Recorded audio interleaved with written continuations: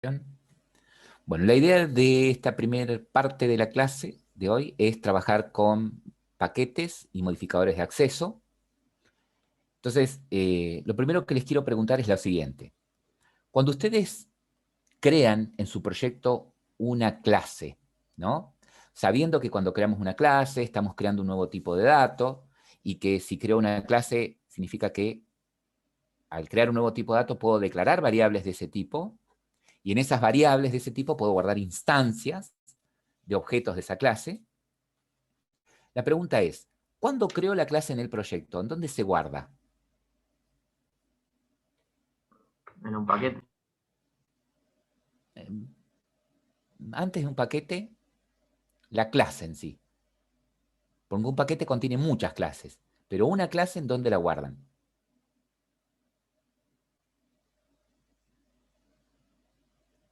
Cuando creo una clase, ¿qué les crea automáticamente NetBeans?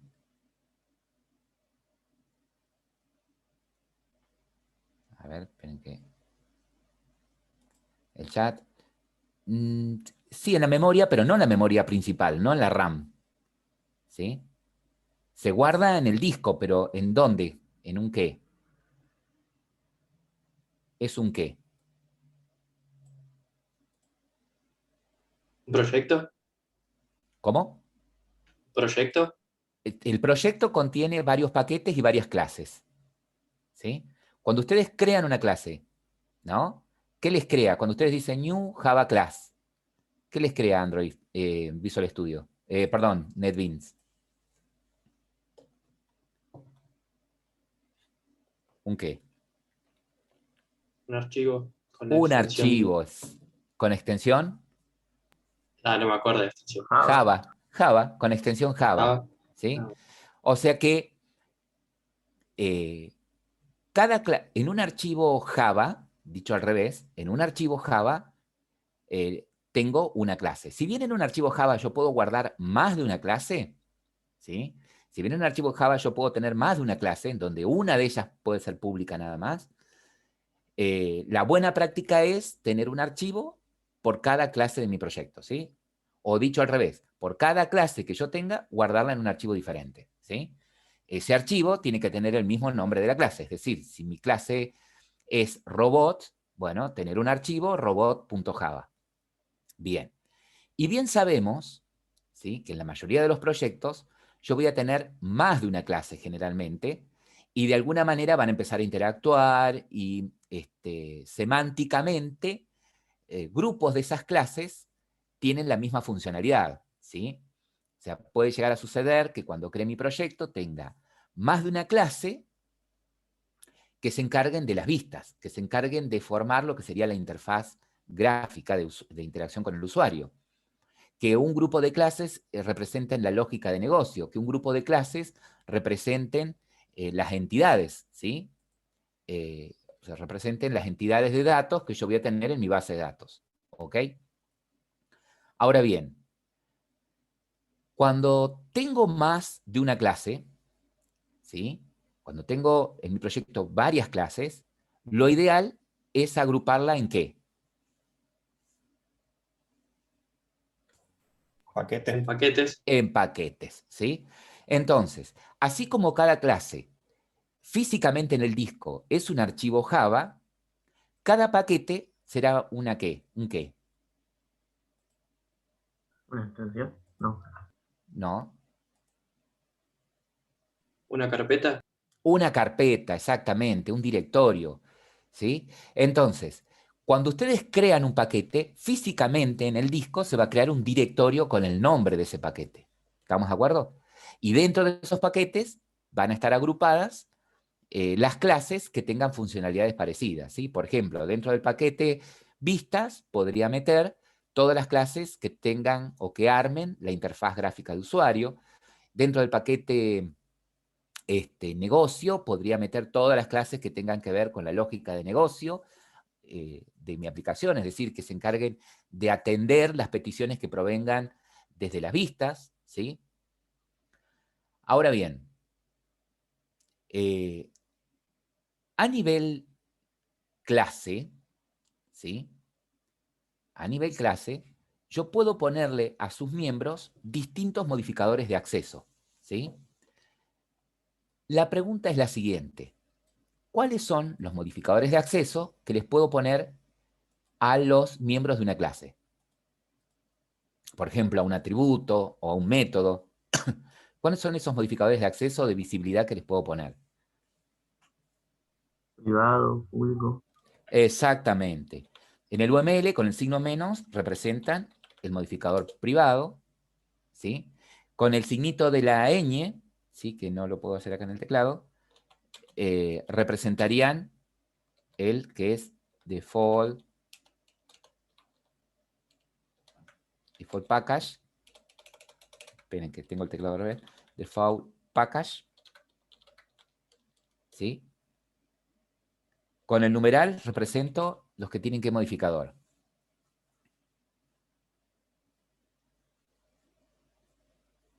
Protected. Protected, ¿sí? Y con el signo más, los que son Público. públicos. Exactamente. Esos son los 4 modificadores de acceso que yo le puedo poner a un miembro de una clase, ¿no? Ahora, con esos modificadores de acceso, ¿sí? Yo puedo, sobre todo con los 3 primeros, private, el default package y el protect, yo puedo implementar el concepto de encapsulamiento, ¿sí? Yo puedo encapsular con estos 3 modificadores, ¿sí? Algunos de ellos encapsulan o ocultan a nivel clase y otros a nivel paquete, ¿sí? Para que se entienda mejor, lo vamos a hacer con un ejemplo. Vamos a suponer que nosotros en nuestro proyecto tenemos un paquete, ¿sí? Y este paquete le vamos a poner de nombre, por ejemplo, paquete A. Este es nuestro paquete A. Dentro de este paquete A tenemos una clase, ¿sí? Y esa clase tiene 4 miembros, ¿sí? No sé, 4 atributos o 4 o 4 constructores, ¿sí? O 4 métodos. Vamos a ver el ejemplo con atributos, pero aplica a cualquier otro miembro, ¿sí? Lo que veamos de nivel de vista, nivel de acceso con los atributos, vale con cualquier otro miembro de la clase, ¿no? Entonces vamos a suponer que tenemos un atributo privado, voy a ir del más restrictivo al menos restrictivo, ¿no? Del menos visible al más visible. Vamos a suponer que tenemos como privado un atributo A, que tenemos como default package un atributo B, que tenemos como protegido un atributo C y tenemos como público un atributo D, ¿sí? Bien. Y esta es nuestra clase A. Entonces, dentro del paquete A tenemos una clase, ¿sí? Llamada clase A, que tiene 4 miembros que tienen distintos modificadores de acceso. ¿Qué pasa con el modificador de acceso privado? ¿Cuál es la visibilidad del modificador de acceso privado? Para solamente la clase. Solamente en la clase, ¿sí? ¿Estamos? El modificador privado se ve solamente dentro de la clase. Convengamos que si yo estoy parado en un método, acá, dentro de esta clase, yo puedo acceder a todos, ¿sí? Al privado, al default package, que es el que tiene el signito así de la ñ, al protegido y al público, ¿no? O sea, desde un método dentro de la clase, desde cualquier ámbito dentro de la clase, accedo a todos sus miembros, sean privados o públicos, ¿no? Pero el privado solamente se ve dentro de la clase, ¿sí? ¿Qué pasa si yo estoy en el mismo paquete, ¿sí? Pero en otra clase? Acá en este caso estoy en una clase B que está dentro del mismo paquete, dentro del paquete A, ¿no? Y dentro de esta clase me paré en un método, ¿sí? Y en ese método instancié, ¿sí? Hice algo como esto. Dentro de ese método, instancié, por ejemplo, un objeto de tipo A, ¿sí? Es decir, creé una variable de tipo clase A e hice un new de esa clase, ¿no? Creé una instancia de clase A. Si yo ahí, bien, gracias, Leandro. Ahí me pasa que carácter ASCII es el valor ASCII es el de la ñ, el signito de la ñ. Ahora bien, si yo acá, estando en el mismo paquete, ¿sí? Hago A punto, ¿qué les parece a ustedes? Veré. ¿Cuál de los miembros de clase A veré?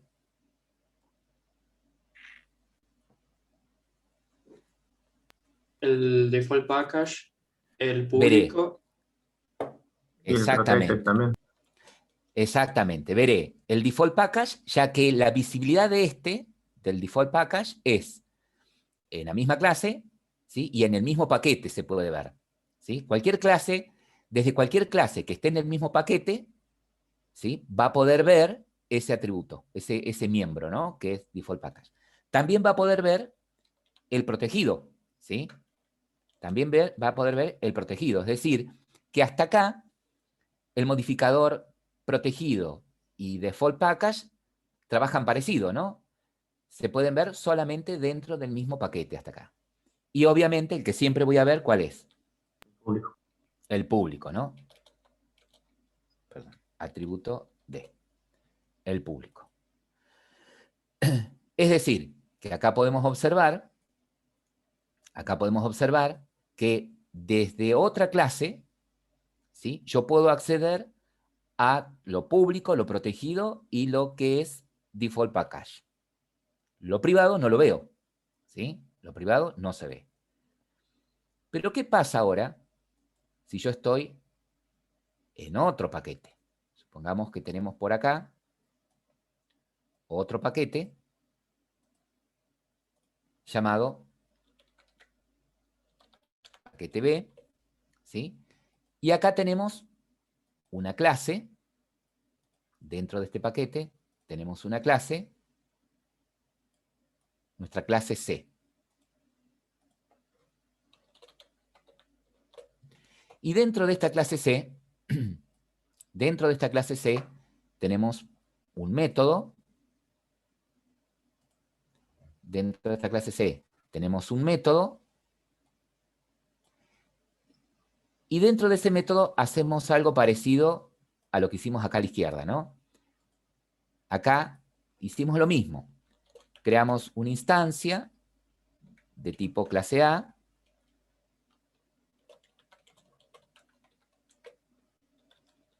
¿Qué pasa cuando hago clase A, o sea, variable de referencia, punto? ¿Qué veré?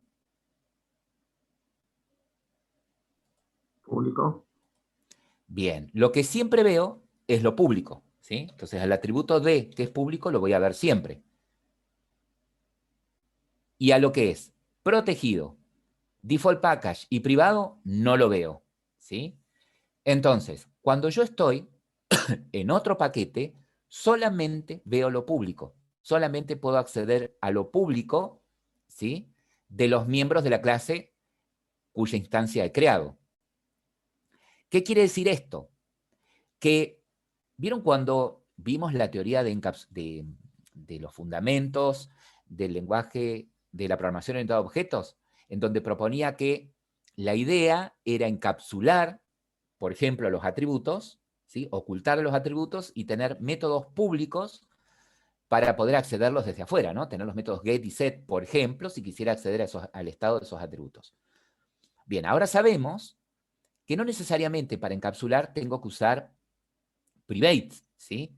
Sabemos que podemos aplicar un encapsulamiento a nivel paquete. En lugar de aplicar un encapsulamiento a nivel clase, podemos aplicar un encapsulamiento a nivel paquete, poniendo a esos miembros, ¿sí? Como privados o como default package o protegidos. Y de esa manera también estamos encapsulando, solamente que a nivel paquete, ya que desde afuera de ese paquete no voy a poder ver los miembros que no sean públicos, ¿no? Ahora bien, sigo viendo acá que los modificadores protegidos, ¿sí? Sigo viendo que los modificadores protegidos y default package se siguen comportando de la misma manera, ¿sí? Siguen siendo visibles dentro del paquete y siguen siendo invisibles fuera del paquete. ¿En dónde radica la diferencia? Bien, la diferencia radica cuando yo, por ejemplo, en otro paquete, ¿sí? Tengo una clase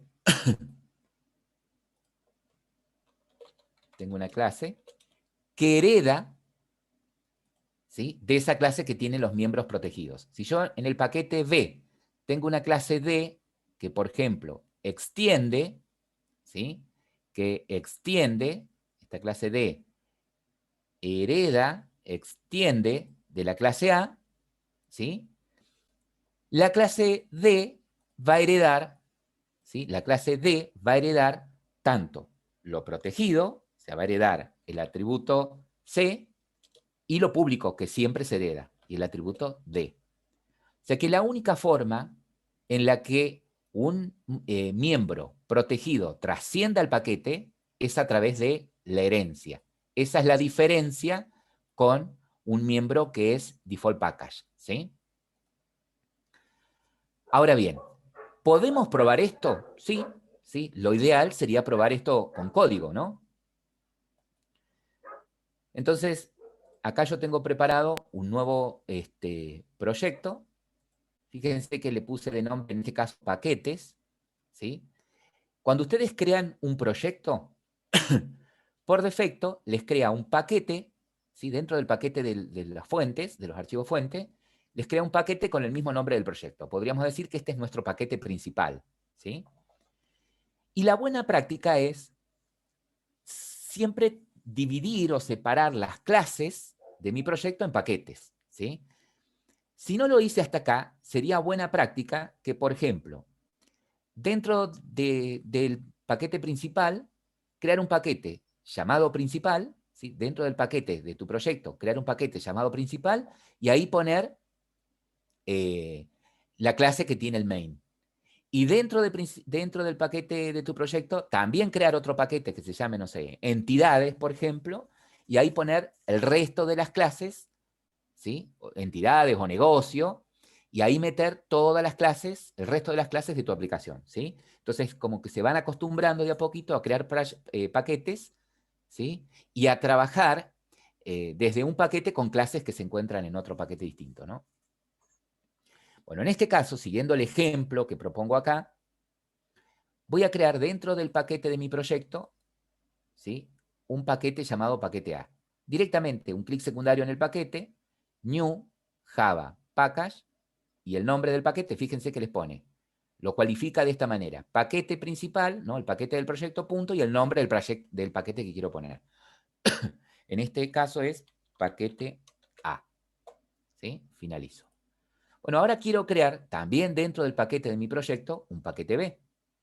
Bueno, entonces, en el paquete principal de mi proyecto, clic secundario, new Java package, y este va a ser mi paquete B, ¿sí? Bueno, dentro del paquete A, lo que quiero hacer es crear o representar lo que tengo en el dibujito que les mostré recién, ¿no? Quiero crear dentro del paquete A una clase A, ¿sí?, que tenga estos miembros, en este caso atributos, con esos modificadores, y después una clase B con un método que use eso, ¿no?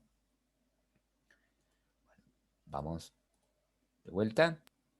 Entonces lo que vamos a hacer en paquete A, vamos acá a crear una clase, new Java class, clase A, ¿sí? Fíjense, vuelvo a repetir, que acá abajo, donde dice archivo creado, me figura en dónde está creando cada uno de mis archivos clase, ¿no? En qué, físicamente en el disco, en dónde me los está creando. Finalizar. Bueno, acá tengo mi clase A. Voy a borrar estos comentarios de documentación. Y voy a poner esos miembros. Entonces, vamos a poner, como pusimos en el dibujo, de tipo privado, A ver qué dice el chat. No hay problema, Emiliano. En la clase A vamos a crear un atributo privado. O sea, vamos a hacerlo de tipo entero. Atributo A. Atributo A es privado. Si no pongo nada y digo que tengo un atributo entero B, este es default package, ¿sí? Es visible dentro del paquete, lo que veníamos repitiendo. Protegido, mi atributo C, y público, mi atributo D. Bien. Yo les comentaba que desde un método, ¿sí? Que desde dentro de la clase todos son visibles, es decir, todos estos miembros son accesibles dentro de la clase, de la misma clase. Es decir, que si yo acá estoy en un método, ¿sí? Dentro de la misma clase accedo a cualquiera de los atributos, ¿sí? Al atributo A, fíjense, los accedo directamente. Atributo B, por más privado que sea, ¿sí? Atributo C y atributo D. O sea, dentro de la misma clase, desde la clase accedo a cualquier miembro de esa clase, ¿sí? Sea atributo o método, independientemente del modificador que tiene. El problema viene cuando estoy en otra clase, por ejemplo, en el mismo paquete, ¿sí? Clic secundario, en el paquete A, new Java class, y vamos a crear una clase B. Si yo estoy, como decíamos recién, en otra clase, pero en el mismo paquete, fíjense que cuando crean el archivo Java, la primera línea que se crea es esta, package, y les dicen dónde está la clase B. Me dice que está en el paquetes, o sea, está en el paquete principal de mi proyecto, dentro del paquete A. ¿Sí? Esa es la primera línea que tiene un archivo Java. ¿Sí? Siempre. Después viene todo lo demás.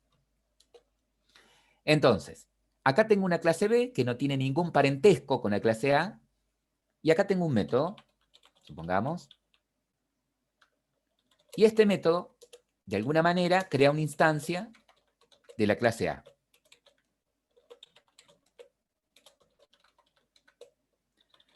¿Sí? Desde acá, fíjense que si yo hago referencia punto, accedo a todo menos lo privado. ¿Sí? Estando en el mismo paquete, accedo a todo menos lo privado. Accedo al atributo B, accedo al atributo C y accedo al atributo D. ¿Sí? Es decir, que dentro del mismo paquete son visibles todos los miembros menos los privados. ¿Sí? Ahora, ¿qué pasa si ahora yo estoy complicando la cosa? Estoy en otro paquete, ¿sí? Estoy en otro paquete, en otra clase de otro paquete. Entonces, en mi paquete B, vamos a probar, crear ahí mi clase C, ¿sí? Fíjense esto, lo saco así para que vean mejor. Tengo mi clase C. Fíjense que cuando creé la clase C me dice automáticamente, esto me lo generó NetBeans, que dentro del paquete principal, dentro del paquete B está la clase C, ¿no? Acá tengo un método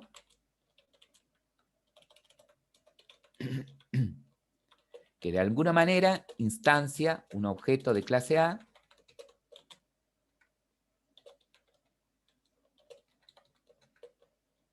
¿sí? Y pasa algo acá.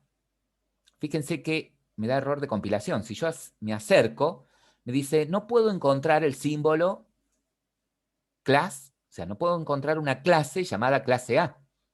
¿Sí? No hay ¿Qué que está pasando? importar. Claro. Bueno, acá algo que la mayoría de ustedes lo fue viendo, ¿sí? Por ahí alguno que todavía no cayó la ficha, es cuando yo intento desde otro paquete, ¿sí?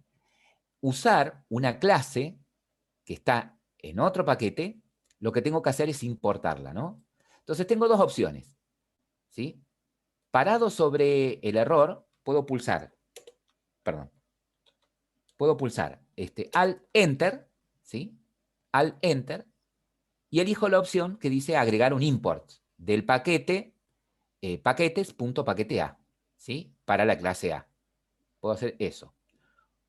¿Sí? Parado en el error, Alt, Enter. O puedo hacer un clic en la lamparita esta que ustedes dicen y tengo lo mismo, ¿sí? Agregar un import. No elijo crear una clase, ¿sí? Porque me va a crear una clase acá mismo en el paquete B. No, no, no. Yo quiero importar la que tengo en el paquete A. O puedo hacerlo manualmente, ¿sí? Poner la instrucción, la sentencia import manualmente. Si yo quiero escribir la sentencia import manualmente, ¿en dónde la escribo? La de la clase. Arriba, abajo del paquete. Exactamente, la tengo que escribir fuera de la clase, pero después de package, ¿sí? Después del paquete, ¿sí? O sea, acá. ¿Y cómo pondría? Import, ¿y en dónde? ¿Cuál sería la ruta de donde se encuentra la clase A? ¿Cuál sería la ruta? Paquetes, punto, Paquetes, punto, Paquete A. paquete A, punto, clase A. clase A. Cuando uso la sentencia import, ¿sí? Termina siempre en el nombre de la clase que quiero importar, ¿sí? O, ¿qué puedo poner si no quiero poner el nombre de la clase? Un asterisco. Un Un asterisco, habían dicho. asterisco, ¿sí? Un asterisco, sí, señor. ¿Sí? O sea que la sentencia import termina con el nombre de la clase explícitamente o un asterisco y de esa manera significa que cargue las clases que yo necesite acá adentro. ¿Estamos? Bien, entonces de esa manera puedo ahora usar un objeto de la clase A. Fíjense que si yo ahora pongo A punto, solamente veo lo que. ¿Qué era el Lo que es atributo? público. Lo que es público, ¿sí? Solamente accedo, ¿sí? A lo que es público, ¿sí?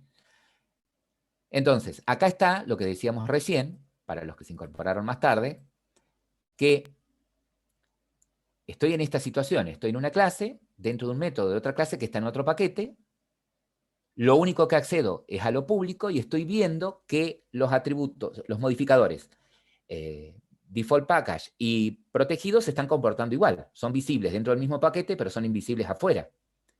La diferencia radica, ¿sí? Cuando estoy en un ámbito de herencia, ¿no?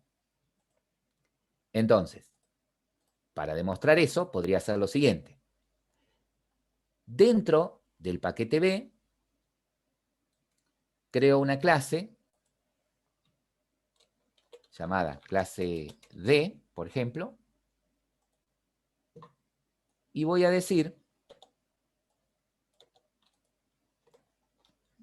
acá, que la clase D hereda de la clase A. ¿Cómo digo que hereda? ¿Qué palabra clave uso para decir que hereda? Extend. Extend, ¿sí? En plural, ¿no? Extend de clase A. Y acá tengo otra vez el problema, que la clase A no está en este paquete, él la busca acá, en el paquete B, no está acá clase A. Ah, cierto, tengo que poner un import, ¿sí? De paquetes, punto, paquete A, punto, clase A, ¿m? O asterisco, como ustedes quieran. Perdón. Pero, punto, voy a poner yo clase A acá. Bien. Entonces, ahora sí, fíjense que si yo estoy acá en un método de esta clase, ¿sí? Heredó la clase D todo lo público y protegido. Es decir, yo puedo usar acá como propios, en la clase D, puedo usar como propios a los atributos. Al atributo C, ¿sí? Que era protegido, y puedo usar como propios al atributo D, no me acordaba el nombre de los atributos, al atributo D, ¿sí? Fíjense que el atributo C, que era protegido, la única forma en la que pasó el paquete, ¿sí? Fue a través de la herencia. La clase hija heredó, ¿sí? Lo público y lo protegido. Entonces, por eso es que podemos afirmar que lo que siempre se hereda es lo público y lo protegido, ¿sí? Lo privado nunca se hereda. Y lo que es default package, ¿en qué situación se heredaría? Si estuviera dentro del mismo paquete. si la clase hija estuviese también dentro del mismo paquete, ¿no? Entonces podemos hablar de la visibilidad a nivel paquete, ¿sí? Tanto en una relación de uso como en una relación de herencia. Tienen comportamientos muy parecidos, ¿no?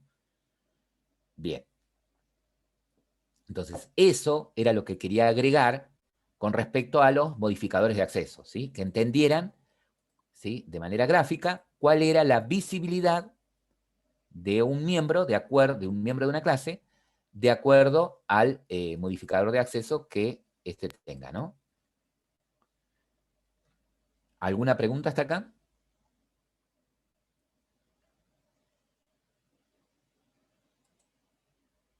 No. Bueno. Bien, entonces, ya sabemos cómo podemos representar, ¿sí? A nivel UML, los modificadores, ¿no? Un menos es privado, el signito ese de la ñ es por defecto, el numeral, o no poner nada, ¿no? Es por defecto, el numeral es protegido y el más es público, ¿sí? Ahora, con respecto a una clase, ¿sí? Con respecto a una clase, voy a abrir acá en el paquete A, la clase A.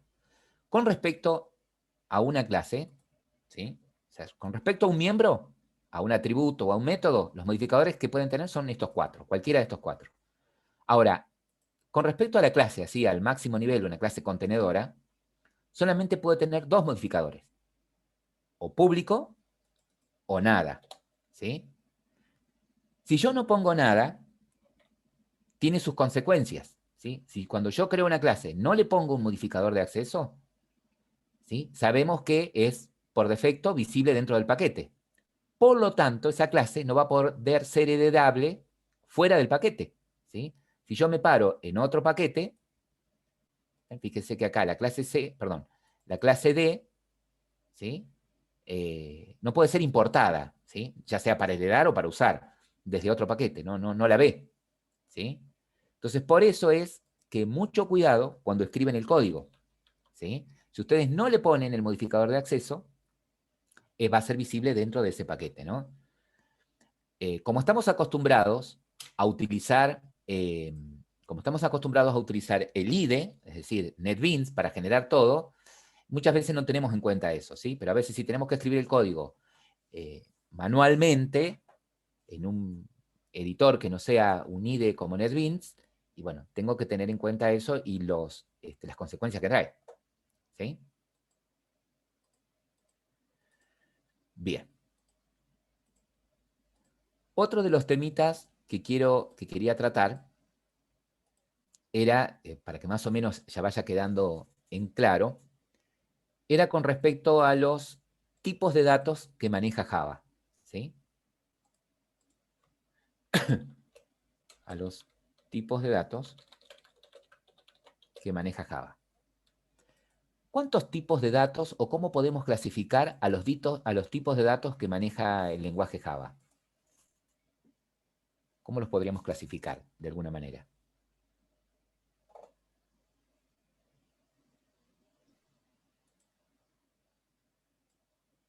¿Mm?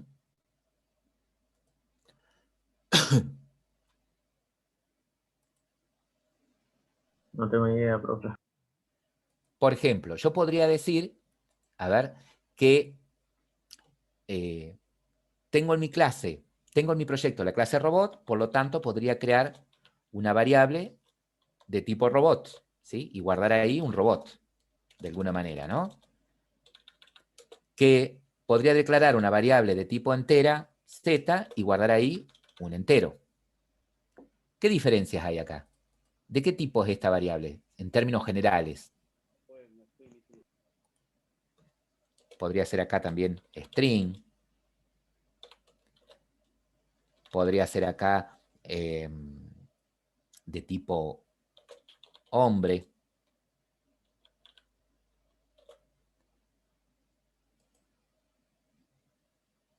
Sí, ahí Astor dice, sí, hay distintos tipos, string, boolean, int, ¿sí?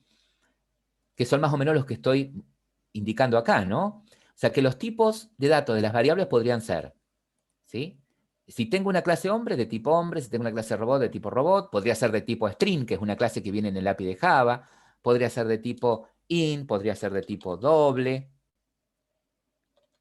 podría ser de tipo short, por ejemplo.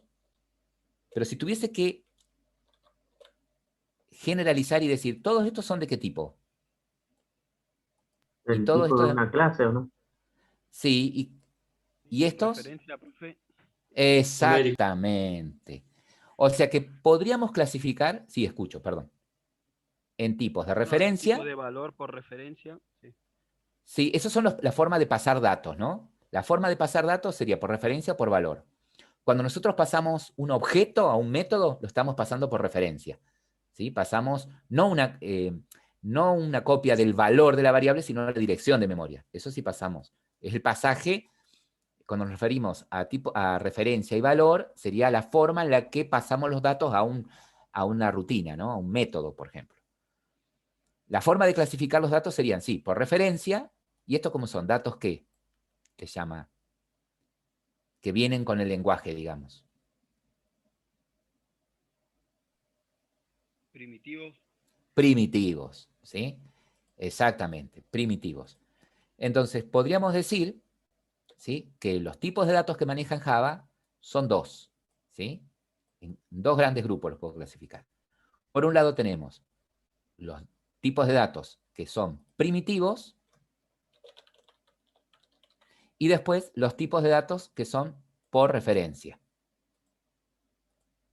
¿Sí? Los que son por referencia u objetos, como les quieran llamar. ¿Sí? O son objetos. ¿Y cuáles serían los tipos de datos por referencia u objetos? Y los tipos de datos de las clases que yo tengo en mi proyecto, de cualquier clase de Java, ¿no? Como mostré recién. Si tengo en mi proyecto robot, puedo declarar variables de tipo robot. Si tengo en mi proyecto un hombre, puedo declarar variables de tipo hombre. Pero también puedo declarar variables de tipos de datos, de clases, ¿sí?, que vengan en el API de Java, ¿no? Como por ejemplo string, como por ejemplo date, ¿sí? Como por ejemplo string, como por ejemplo date, ¿sí? Como por ejemplo scanner. ¿Estamos?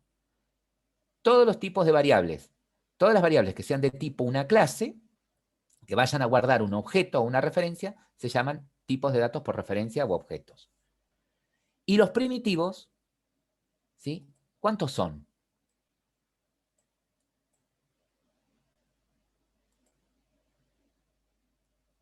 ¿Cuántos son esos primitivos, Emiliano?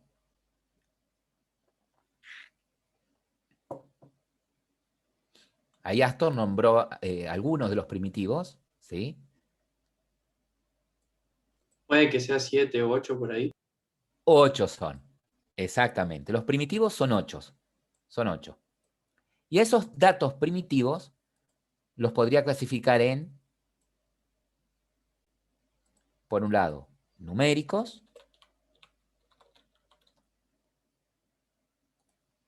Y el otro sería los booleanos.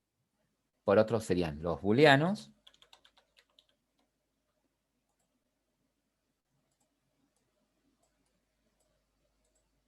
el otro carácter, ¿sí? Y a su vez, a los numéricos, ¿cómo los puedo clasificar? Como enteros Entero y flotante. Exactamente, pueden ser enteros, pueden ser de coma, pueden ser enteros y pueden ser de coma flotante, ¿no? O reales, ¿sí? Bien, entonces ahora vamos. ¿Cuál es el tipo de dato? ¿Cuáles son los tipos de datos? Perdón, acá. Reales. Vamos a dejar así. ¿Cuáles son los tipos de datos enteros que maneja Java? A ver. long, double, int Bien. Doble Do- y también. short. y no diría Astor derivados. ¿Sabés por qué no diría Double, derivados? Porque no no, hay herencia entre ellos, ¿eh? Son primitivos. No existe relación de herencia entre los primitivos, ¿sí? Por eso no diría los enteros y sus derivados, ya que en este ámbito la palabra derivar significa heredar, ¿sí? Por eso entiendo que por ahí vos quisiste decir, sí, todo lo que son enteros, ¿sí?, de esa familia. Pero ojo con la palabra derivar dentro de programación de esto, de Po, porque el derivar implica heredar. ¿Sí? No hay relación de herencia entre estos porque son primitivos, vuelvo a repetir. Sí, perdón, mencionaron int, ¿qué más mencionaron? Long, short, byte, short,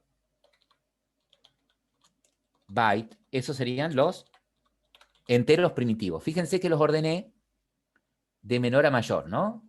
De menos capacidad, por decirlo de alguna manera, al de mayor capacidad. ¿Y los reales? double y float. Exactamente. Float y doble, ¿sí? Obviamente que el de más precisión decimal, ¿sí? Es el doble, y el de menor precisión decimal es el float, ¿sí? Bien. Ahora, ¿cómo digo que un tipo de dato es booleano? Booleano. Boolean. ¿Sí? Fíjense que los primitivos son todos en minúsculas, ¿sí? ¿Se dieron cuenta de eso?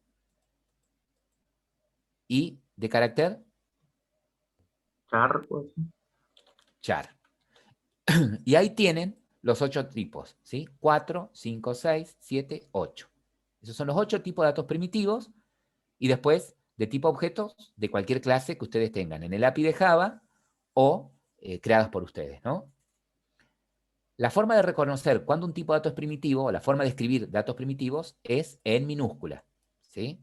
Es en minúscula.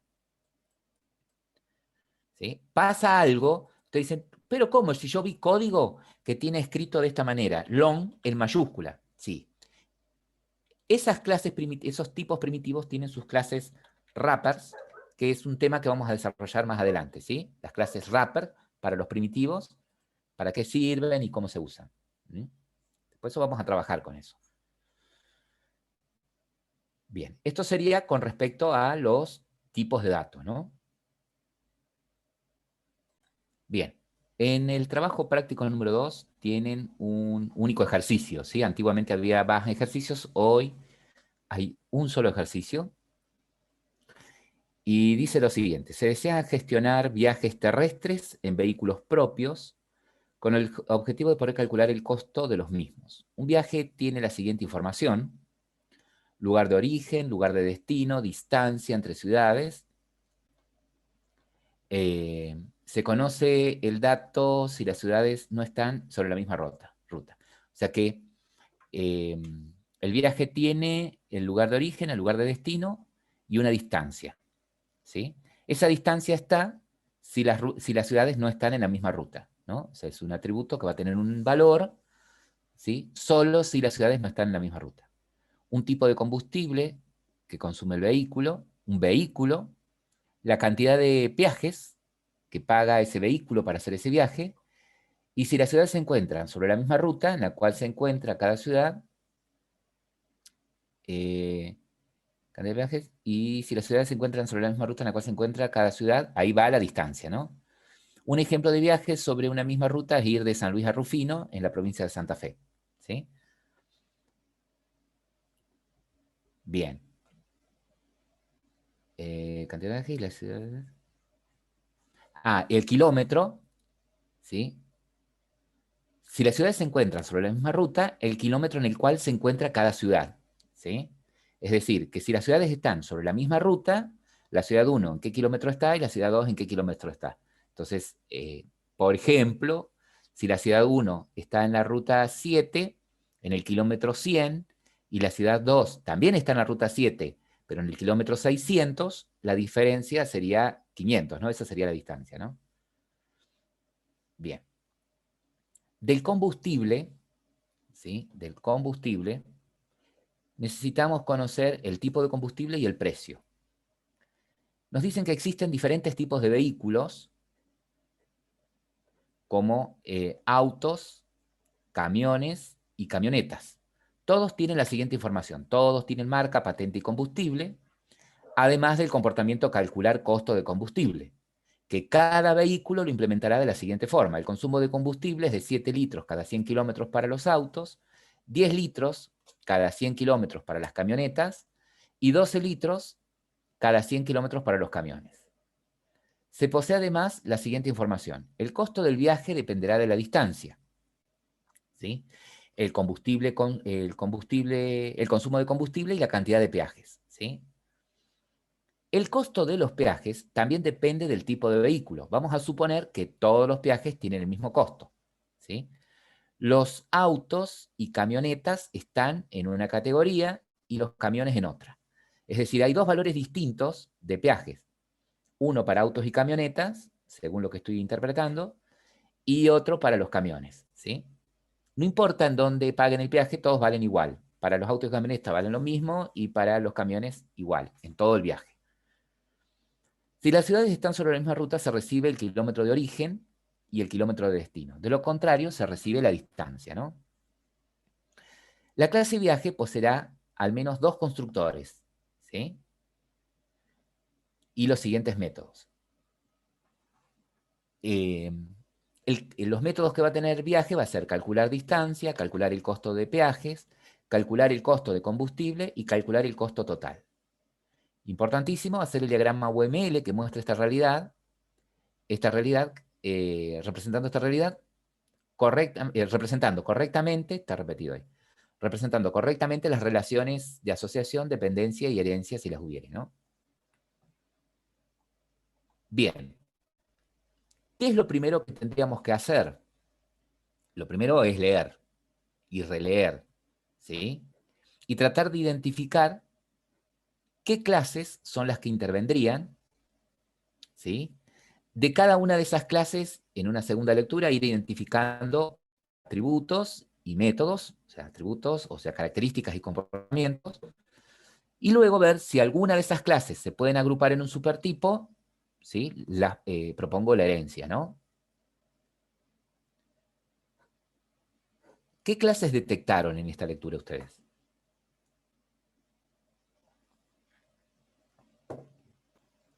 Puede ser, profe, la clase viaje, combustible y vehículos. Sí, podría ser la clase viaje, combustible y vehículos. Es más, como ayuda aparecen como subrayadas, ¿no? ¿Sí? Perfecto. A ver, alguien habla ahí por el chat. Bien. Camión, auto y camioneta también, dice Guido. ¿Sí? Sí, o podría heredarlo de vehículos, ¿no? A esas Bien. clases. Entonces, ahí podríamos tener una herencia, según lo que plantean ustedes, entre vehículo, ¿sí? Vehículo como superclase de auto, camión y camioneta. ¿Sí? Sí, sí, así. Bien, entonces, vehículo como superclase de auto, camión y camioneta. ¿Y qué atributos tendrían todos los vehículos? Marca, patente y combustible. Marca, patente y combustible, eso tienen todos los vehículos. ¿Y qué comportamiento en común tienen? ¿Y lo que van a gastar de combustible? El calcular el costo del combustible, Costo, sí, sí. ¿no? Calcular costo de combustible. Y ahí decidirán ustedes cuando lo implementen si recibe algo por parámetro, ¿sí? O no, ¿no? Y también, profe, lo que van a gastar de peaje. Independiente si están en una categoría o no. Bien, sí, podría ser no lo que van a gastar del peaje, sino podría ser el valor del peaje de cada Claro, el vehículo, costo ¿no? del peaje. Ajá. El costo del peaje, ¿sí? Podría ser, podría ser. Bien. A ver, estoy pendiente del chat. No le pide, pero las ciudades podrían ser clases, ¿sí? Y con atributos ruta y kilómetro. Bien, ahí Javier acota, dice, mira, yo podría modelar también si quisiera, ¿sí? Una ciudad y que la ciudad tenga como atributos la ruta en la que se encuentra y el kilómetro, ¿sí? Podría anexar una clase ciudad, ¿sí? Podría anexar si quiere una clase ciudad y que el viaje decida que si están en la misma ruta las dos ciudades, si la ruta es la misma, bueno, haga una diferencia entre el kilómetro de una ciudad y el kilómetro de la otra y obtenga el valor absoluto de esa distancia, ¿sí? Podría tener una ciudad, ¿sí? No lo pide explícitamente, como tampoco te pide explícitamente que crees la clase vehículo, ¿sí? Pero sí podría modelar una ciudad si quisiera, ¿sí? Si no quiero agregar complejidad, el que no ponga ciudad está perfecto, ¿sí? El costo del peaje lo ponen ustedes, ¿sí? Podrían establecer que los autos y camionetas valen tanto y los camiones tanto, ¿sí? Lo pueden establecer ustedes literalmente, al costo del peaje. Profe, No dice. Sí, yo en un principio había hecho vehículo como superclase, digamos. Bueno, el auto, el camión, etcétera, como clases hijas. Y combustible como una interfaz que la usaba vehículo. Pero se me complicó, o sea, no es que se me complicó, sí. era como ¿Sabes qué pasa? demasiado. Que si vos decís de vehículo que implementa la interfaz combustible, Sí, acordate que la interfaz vendría a ser como una herencia, es como que estuvieras diciendo también que un vehículo es un combustible, ¿no? Y claro. no es esa relación que existe entre vehículos. Lo dejé como un atributo al final, como algo que se carga, digamos. Me pareció más fácil.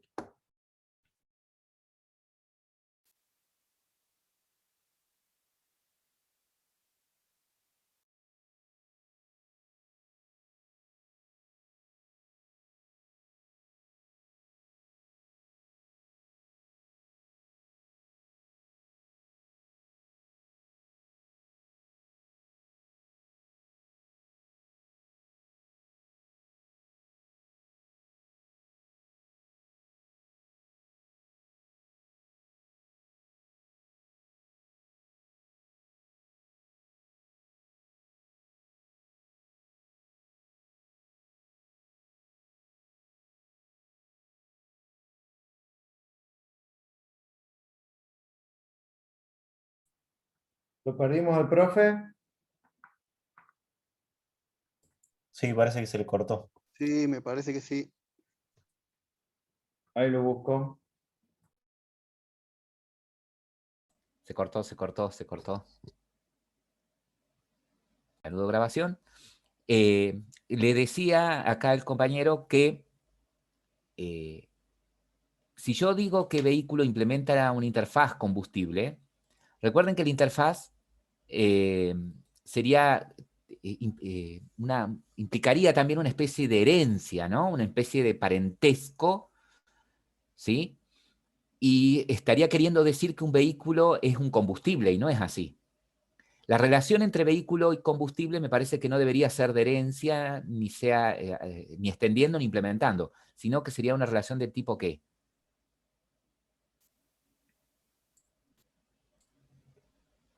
Yo al final lo dejé como un atributo. No sé si hay que hacerlo Atributo. clase o no hace Y falta. bueno, y si tiene como... a ver, vamos a analizar esto. Combustible como atributo ¿de quién? De vehículo. De vehículo, exactamente. Entonces podríamos decir que los vehículos, aparte de tener marca, patente, tienen combustible, como ustedes me dijeron, ¿no? Y el combustible, en lugar de ser un string, fíjense que tienen acá, como está subrayando Guido, combustible tienen detalles del combustible, tienen características que describen el combustible, ¿ven? Que tiene un tipo y un precio, ¿sí? Entonces podría tener la clase combustible, que es lo que dijimos al comienzo, ¿no? Que como clases, si ustedes ven después la grabación, dijimos podríamos tener viajes, combustible, vehículos, como subclases de vehículos, auto, camionetas y camiones, ¿sí? Y también adicional podríamos tener ciudad, ¿no? O sea que el combustible sería una clase. O sea que en auto, ¿sí? El tipo de dato del combustible sería de tipo combustible, ¿sí? Porque acá me describe el combustible. Me pone características adicionales de combustible. Ok, entonces hay que tratarlo como clase. Porque yo al final lo dejé como que era un parámetro que entraba nomás. Tipo string, que vos pones el tipo y según el Sí, tipo devolvía el precio en un bien, método. pero si vamos a los requerimientos, fíjate que es como que nos da, nos describe un Como combustible, clase. ¿no? Entonces, lo podríamos modelar como una clase. Perfecto. Listo, ¿Sí? gracias. Bien. Ahora, entonces, queda claro que el combustible, si lo modelamos como clase, ¿qué atributos tendría? y el tipo de combustible y precio. ¿Y qué más? El tipo Y y el precio. precio. Esos serían los atributos, ¿no? ¿Y qué métodos le pondrían? En primera Y instancia, calcular el costo. O no, profe, costo no. no. Que Porque esa devuelva el responsabilidad... precio. Que devuelva el Que diga precio. el Por ejemplo, precio. podrían ser los get, ¿sí? Ah, claro. Set, Está bien. ¿no? De los precios y el tipo, ¿no? O por lo menos del Sí, precio, sí. que es lo que van a necesitar, que es lo que va a necesitar el vehículo después para calcular el costo del combustible, ¿no? Sí, sí. Ahora bien, si el vehículo va a calcular el costo, bueno, ahí lo vamos a charlar bien, el combustible. ¿Y el viaje? ¿Qué datos tendría el viaje? ¿Qué atributos tendría el viaje en esta primera lectura?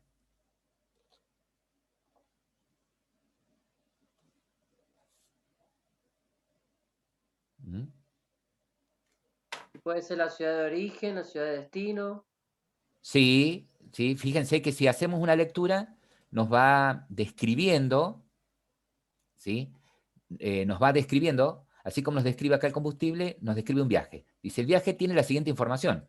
Lugar de origen, lugar de destino, ¿sí? Esa podrían ser lugar de origen y lugar de destino, o pueden ser string, ¿sí? O pueden ser ciudades, ¿no? Lugar de origen, lugar de destino. La distancia entre las ciudades. Eso lo va a tener que calcular, ¿o no?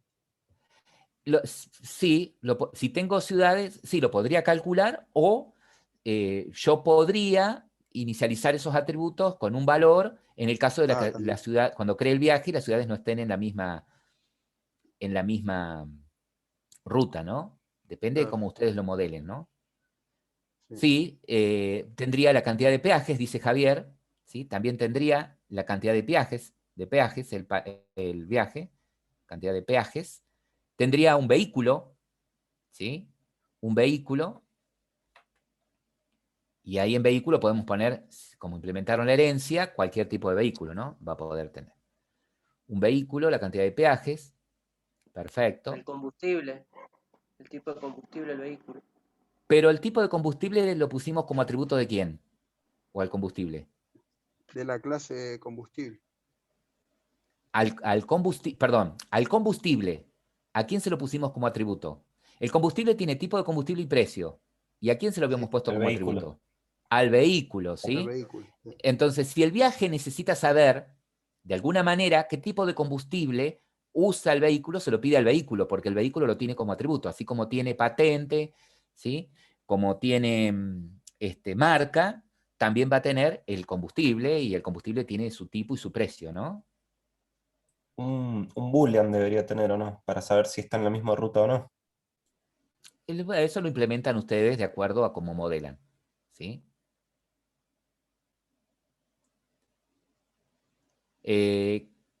Bien, creo que hemos descrito todo lo de viaje. ¿Y qué métodos tendría el viaje? Luego el costo de combustible. Y ahí Cada abajo, uno, Pablo, cada vehículo va a implementar el costo del combustible, ¿sí? Dice Pablo, che, para calcular el costo del combustible sería algo así. La distancia dividido 100 por 7 si es un auto, por ejemplo. Parecida es la fórmula, es muy parecida a la fórmula que usamos en carrera mortal, ¿sí? Quizás no sea esa la fórmula, pero bueno, la idea es esa, ¿no?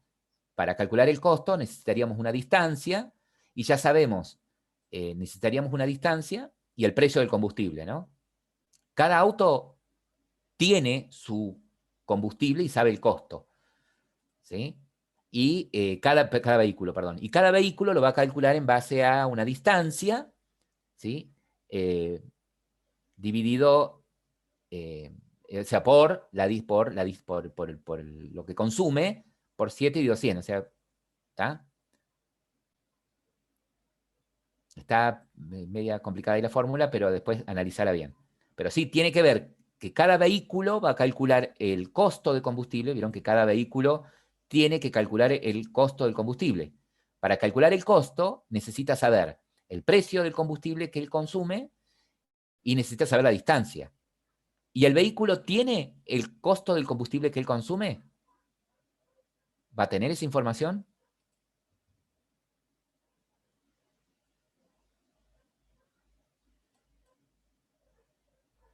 Y debería tenerlo la clase combustible o no, el costo. Pero pregunto, ¿el vehículo puede saber el precio del combustible que él consume? El vehículo ¿Sí va o a no? tener el Sí, método, puede. pero no implementado. Lo va a implementar el auto, el camión o la camioneta. Bueno, está bien.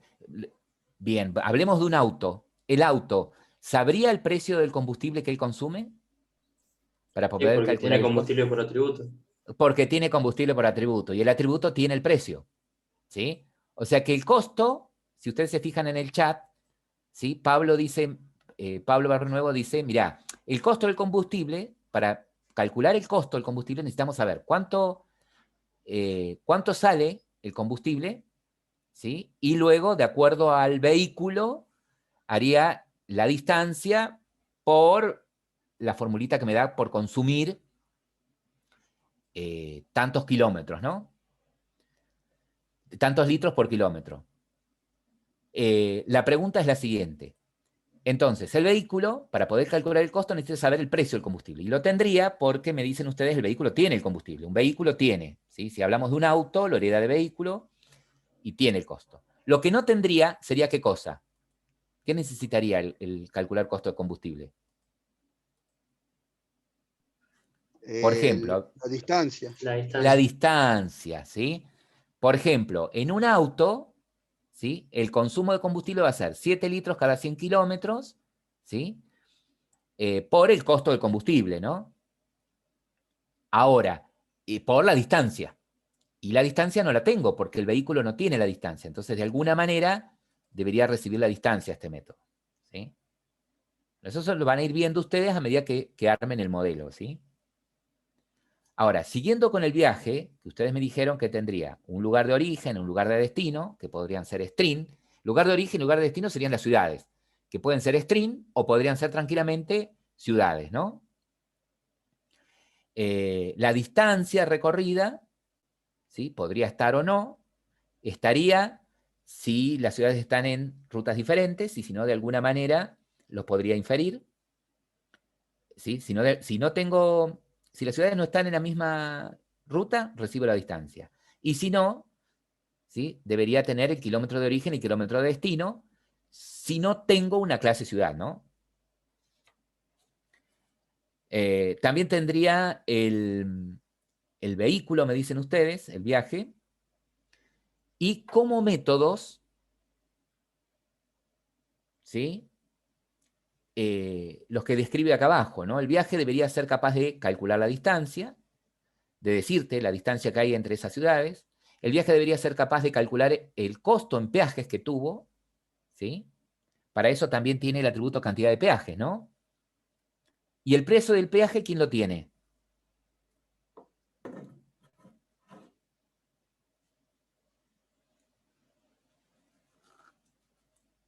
¿Mm? Recién lo dijimos. A ver, esperen el chat. Cada vehículo, exactamente. Cada vehículo sabe el costo de peaje que paga, ¿no? Entonces, un viaje puede calcular el costo en peajes, ¿sí? El viaje tiene la cantidad de peajes, ¿sí? Entonces, tendría que hacer algún cálculo aritmético que en base a la cantidad de peajes y el costo del peaje del vehículo, ¿sí? Obtenga el costo en peajes total, ¿no? El viaje debería ser capaz de alguna manera de calcular el costo en combustible para ese viaje, para ese vehículo, y calcular el costo total. El costo total va a ser lo que gastó en peaje más lo que gastó en combustible, ¿no? A eso se refiere al costo total. Porque el viaje no registra otro tipo de gasto, ¿sí? No registramos otro tipo de gasto. Más que en combustible y peajes. Profe, entonces nosotros tenemos que poner la cantidad de peajes que hay entre las distancias entre las ciudades y el precio. Claro, ¿sí? Ahora, tienen que ver, de acuerdo a lo que estuvimos analizando, en dónde va la cantidad de peajes. ¿Quién tiene ese atributo, cantidad de peajes? ¿El viaje o quién? ¿Quién tiene el precio del peaje? ¿El viaje o el vehículo? ¿Sí? La pregunta acá es la siguiente. Dice, la clase viaje poseerá al menos 2 constructores. Es decir, me tendría que dar la clase viaje la posibilidad de crear 2 viajes diferentes. ¿Por qué? ¿Por qué podría llegar a necesitar crear un viaje de 2 formas distintas? Si no Porque va sabemos a depender si el está en tema la de las misma ciudades. ruta o no. Claro, es decir, que si voy a crear un viaje que está en la misma ruta, ¿sí? Solamente voy a recibir el kilómetro de origen y el kilómetro de destino. Ahora, si voy a crear un viaje que no está en la misma ruta, ¿sí? Va a recibir la distancia, el viaje. ¿Se entiende?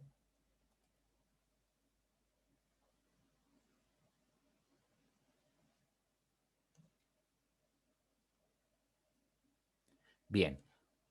Si ustedes revén la grabación, con todo esto, ya pueden ir armando el UML. Una vez que tienen el UML, ya pueden empezar a programar, ¿no? A programar todo esto. A implementar sería. En código, lo que modelaron. Pero básicamente hice... Vamos por partes. Sí, por donde usted me diga. Vamos a arrancar por lo separado. Tenemos ciudad. ¿Vos modelaste una ciudad? Sí, acá. Eco, y la ciudad tiene un kilómetro. ¿En qué kilómetro se encuentra? Y la ruta. Bien. Claro. Con sus get y set. Podrías agregarle un constructor, ¿no? Para que cuando crees la ciudad puedas inicializar los Está atributos. bien. ¿Sí? Eso Sí. sería importante. Eso Bien. pasa que por eso lo estoy armando de a poco y por ahí me Está olvido bien. de ciertas cosas. Tomá nota de esto, nada más, no quiere decir que lo vayas haciendo ahora. Después vos lo vas modificando. Bien, tenemos ciudad. Esto se Y me quedó bugueado, decidiste, acá no sale. bien. Y decidiste crear un peaje. ¿Sí? Entonces Sí. vamos a ver el viaje. El viaje tiene un lugar de origen que es una ciudad. Ya vimos que la ciudad tiene la ruta y el kilómetro. Podrían ustedes haber, si no modelaban ciudad, podrían haber puesto lugar de origen y destino como string, ¿no? Tranquilamente. La distancia entre ciudades, ¿sí? La distancia entre ciudades, bien, es un dato necesario para el viaje, porque si las ciudades no están en la misma ruta, lo tiene que recibir el constructor de viaje, ¿no? Sí, es lo que estaba tratando de hacer y se rompió todo. Ahora, el combustible, ¿sí? El combustible es característica del viaje, ¿sí? O de un viaje que tiene lugar de origen, lugar de destino, y el combustible me parece que no es característica de un viaje, es más Pasa adecuado que para lo agregué porque en el trabajo práctico dice, un viaje tiene la siguiente información: lugar de origen, de destino, distancia entre las ciudades, tipo de combustible del vehículo. Entonces lo agregué como... Bien, pero ¿qué pasa? Fíjate, a ver, mostrame vehículo cómo te quedó. Fíjate que un vehículo tiene combustible ya, por lo tanto el viaje, a través del objeto vehículo, sí. puede ver el combustible que tiene, ¿se entiende? Sí, lo entiendo, ¿Sí? pero como lo que pedía en el trabajo práctico, lo agregué por las dudas. No es que lo pide, quería sino que almacenar. te dice, el viaje debe ser capaz de saber el tipo de combustible. Entonces, Listo. vos sabés que lo sabe a través de... Perfecto, uno menos. Bien. Ahora. Ahora, Después, sí. tiene el viaje, el vehículo, me dijiste, ¿sí? El vehículo, Sí. está bien, un vehículo. En ese caso, las ciudades no están también implícitas en la relación que ha puesto con ciudad.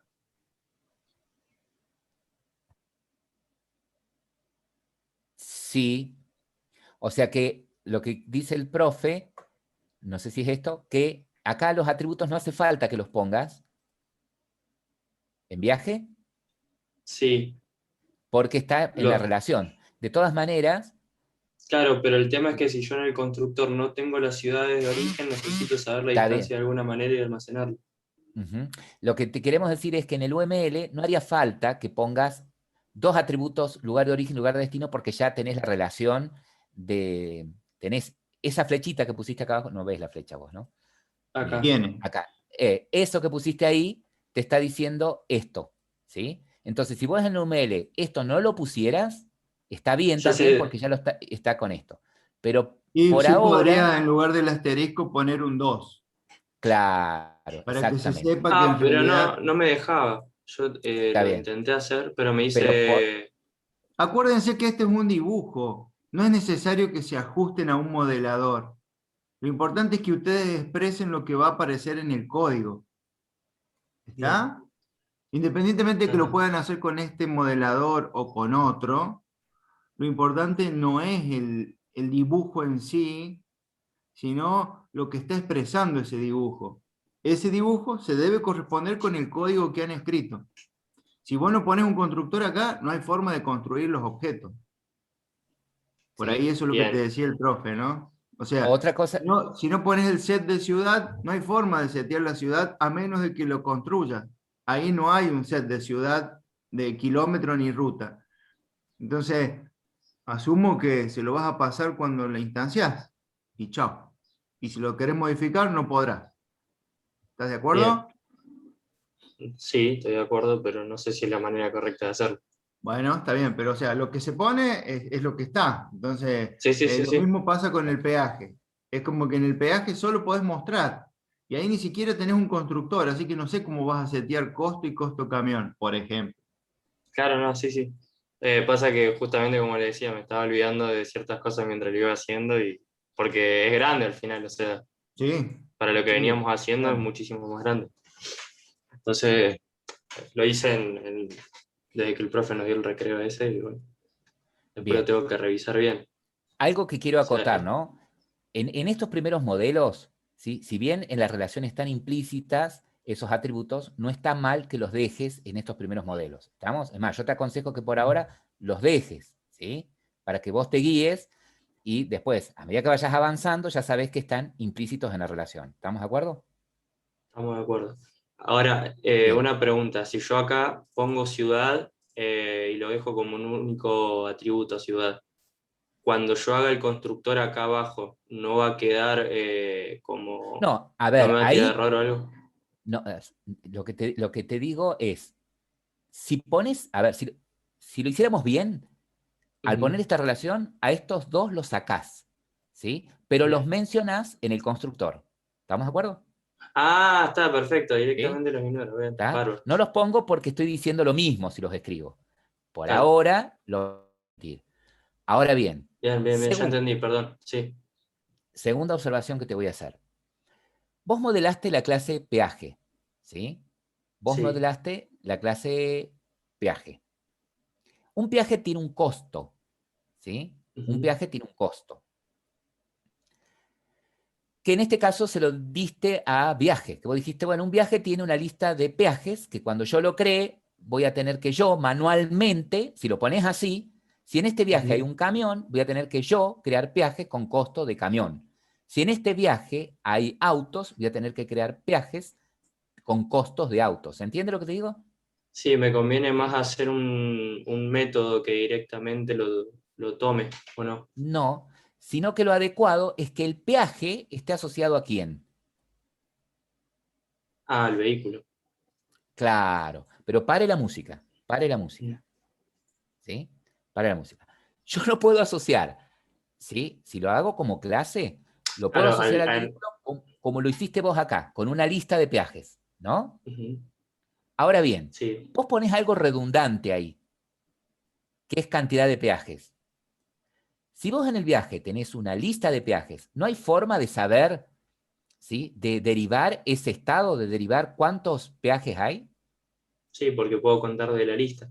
Claro, o Pero sea lo que, agregué también porque, bueno, lo mismo que me pasó con el claro, otro atributo que he hecho, que a lo ver, decía pero en para, no el borres, no trabajo. borres, no borres todavía, Mm. escucha primero. A ver, el viaje necesita saber la cantidad de peajes. ¿Estamos de acuerdo? Sí, El estamos viaje de necesita acuerdo. saber solamente la cantidad de peajes. Bien. Ujú. Si yo lo pongo de esta manera, ¿está mal? No, pero voy a tener que tener cuidado cuando creo los peajes de que los costos que ponga sean para el vehículo que yo puse acá, ¿no? Ujú. Ahora bien, esto lo puedo derivar, ¿sí? Tranquilamente. Si bien el enunciado me dice, un viaje necesita saber la cantidad de peajes, ¿sí? Sí, Lo saco porque la puedo derivar en base a la lista de peajes que tengo acá. ¿Sí? perfecto. Podría derivarlo en base a eso. ¿Estamos de acuerdo? Ujú. Nada más Sí, que pues eso. le tiro un size a Porque la lista y me dice. Ujú. Si no, podrías crear una inconsistencia de crear un viaje que tenga 5 peajes y en la lista a lo mejor hay 3 nada más. ¿Sí? Podrías llegar a crear una inconsistencia de información. ¿Sí? Bien. Bien. Sí, sí, sí. Ahora, como habíamos dicho, el peaje sería el peaje, ¿sí? El viaje podría tener la cantidad de peajes y el vehículo podría tener solamente el costo, lo que paga en peaje. Como vos modelaste una clase peaje, bueno, podrías poner directamente, o lo dejás así, que dijimos no está mal, pero lo que podría Ujú. suceder y lo que expliqué anteriormente, o podrías vincular el peaje al vehículo. Sí, ¿Sí? me conviene más hacer eso. Y me conviene ahorrarme una clase o me exige que haya una clase que sea peaje. No, Y porque la necesito para la lista.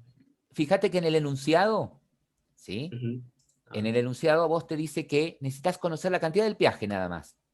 Pero no te pide información del peaje, no te pregunta en dónde se pagó, en qué ruta está, a qué altura, qué nombre tiene la estación de peaje. No te pide más detalles, ¿sí? Entonces podría Sí, prescindir de la clase peaje. totalmente. Pero Me bueno, ya que ahorraría lo un montón de pusiste, trabajo. sí, pero ya que lo pusiste, implementalo así.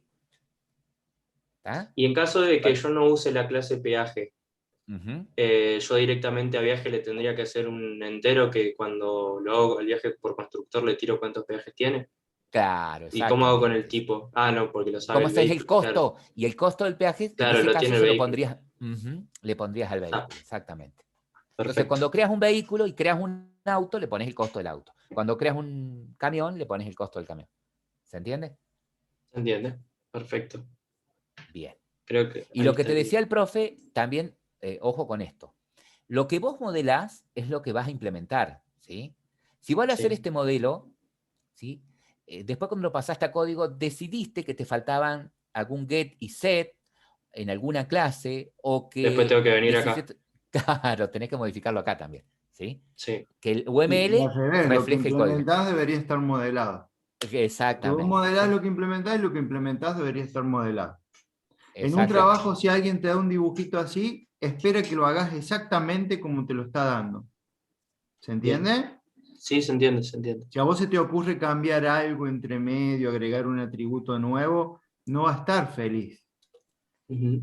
como Riquelme, Sí, esa persona. Entonces te va a decir que no era lo que esperaba, porque ustedes se habían puesto de acuerdo gracias a este diagrama de clases. ¿Se ve? sí. Por eso me conviene hacer bien el UML una sola vez Sí, y no sí, tener que sí, estar sí. El corrigiéndolo UML cada tiene rato. que estar bien, tal cual, sí.